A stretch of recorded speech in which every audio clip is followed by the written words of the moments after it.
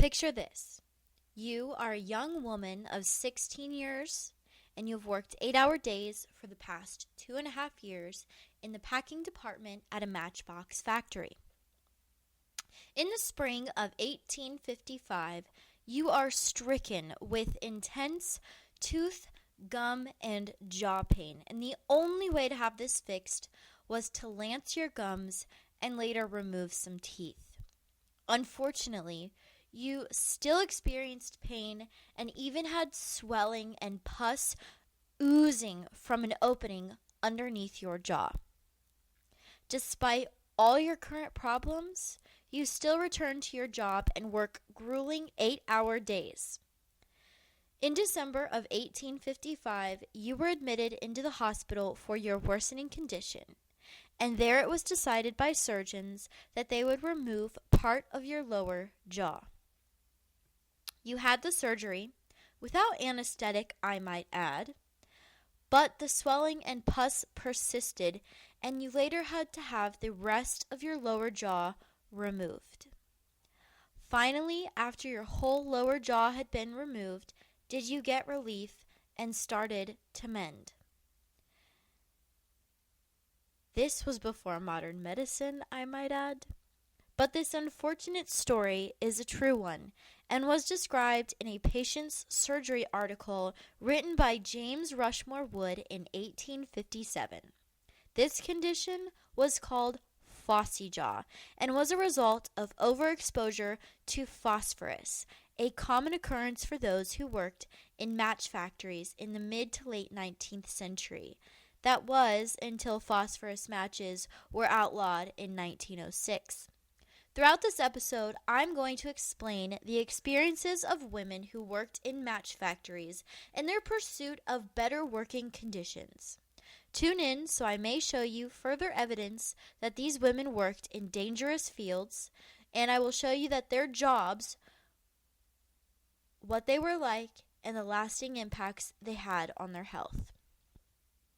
Work, for so many, was something that they had to do so they didn't starve. But work in many cases was also dangerous, like matchmaking. Majority of the sources I use throughout this episode and later episodes discuss the dangers of certain jobs, many of which we will be discussing. These articles, pamphlets, newspapers, journals, all share the common view that it is in the responsibilities of the employer to protect employees from harm. I will also be sharing newspapers that used investigative reporting on this subject. The sources share the common view that what harms individuals harms communities, and so the jobs that bring them harm must be brought to attention.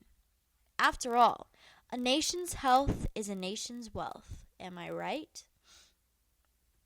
Matchmaking. And no, I'm not going to be discussing the work of Dolly Levi or Yenta. I appreciate those who understand the references I just made to Hello Dolly and Fiddler on the Roof. But I'm actually talking about the job of creating strike anywhere matches that brought light to even the darkest of places in England. What if I told you that the job of creating light-making little sticks actually has a rather dark history? We know that the discovery of fire completely changed the world. And while it is a fascinating subject, that is not what I'm talking about today. Today, I am talking about the matches that made lighting fires as easy as one simple swipe on an abrasive surface. But the early years of strike anywhere matches, which were prevalent in the 19th century, were actually created using a substance named white phosphorus. This substance made the matches strike anywhere, but it unfortunately also made them incredibly toxic to produce. Companies like Bryant and May in London were some of the top producers of these matches, but they also put their employees in grave danger in the process. The match company, called Bryant and May, established in 1861 in London by founders William and Francis, at one point employed over 2,000 young women. In a newspaper article titled Dangerous Industries, which was circulated around April 1st of 1893, the job of matchmaking was detailed as one of the most hazardous. It was due to the potential of phosphorus poisoning from the substance of white phosphorus used in production. According to the pamphlet, this job was equally appalling when compared to that of working with lead, which speaks to just how dangerous it was. Other, more large British newspapers, like The Star, also reported on the topic of female labor, with matchmaking as its star header. I think it is interesting that news sources at this time took interest in the subject of female labor, as many journalists at the time overlooked it. While the original intent on reporting these issues may have been for more sensational gossip, the Star started uncovering shocking stories. Stories of women developing something called phossy jaw due to phosphorus poisoning they received through matchmaking were being used to encourage change and reform in the companies. As I mentioned earlier, the Star started reporting on dangerous work and trades for women, the Star header being matchmaking. In January of 1892, the Star reported on phossy jaw disproportionately affecting women in the matchmaking industry. We lovingly call them match girls. This disease was caused by overexposure to the white phosphorus used in cheap match production. White phosphorus is prepared from powdered bone ash mixed with sulfuric acid. Fun fact: phosphorus is actually luminescent. Keep this detail in the back of your mind for the next episode.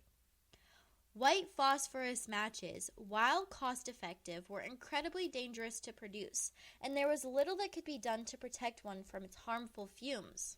Women who worked with phosphorus for 8-hour days and extended periods at a company began to experience toothaches and pain in their gums and jaw. Women would have the teeth that bothered them removed and returned to work, but unfortunately the pain would only get worse, followed by swelling and pus-filled infections in their jaw. Unfortunately, some died from the infections before they were able to be treated, but it is not like the treatment was a much better option. I mean, I wouldn't want to be missing part of my jaw either.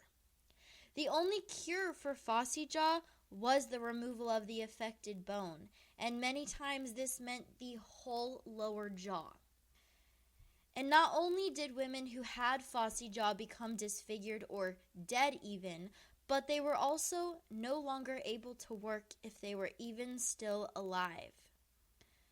Another fun fact: of those who died from phossy jaw, it was discovered in their autopsies that their bones were luminescent, i.e. glow in the dark. So, what could be done to aid in the prevention of phossy jaw? Because something had to be done, right? As I mentioned earlier, companies are responsible for caring for their employees. Preventative measures should be taken to stop this. So reporters for the Star visited match factories and found that the lack of proper hygienic products to cleanse hands of phosphorus was a common issue for women. Another common issue was the layout of the factories. Women were either too close in proximity to the dipping room where matches were dipped in phosphorus, or they had to pass through that exact room to get to another section of the factory.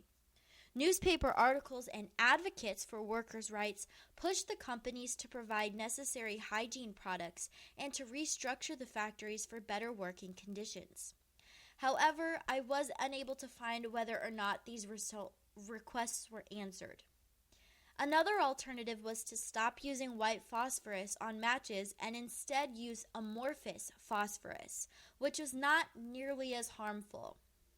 But the only difference in these matches would be that they were a little more costly to produce and purchase, and they'd no longer be strike anywhere. They only could strike on their boxes.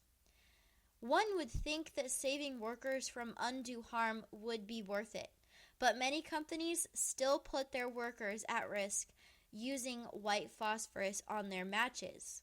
But in 1906, this all was stopped when white phosphorus matches were outlawed.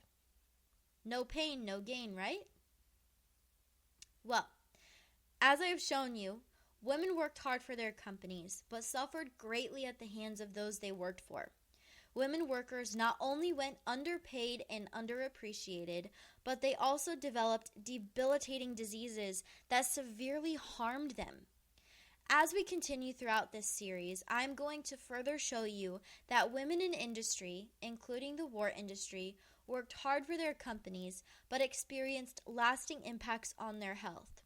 In the next episodes, I'm going to discuss what working in the war industry was like for the Radium Girls and the Canary Girls, so stay tuned for the dark truths behind their stories.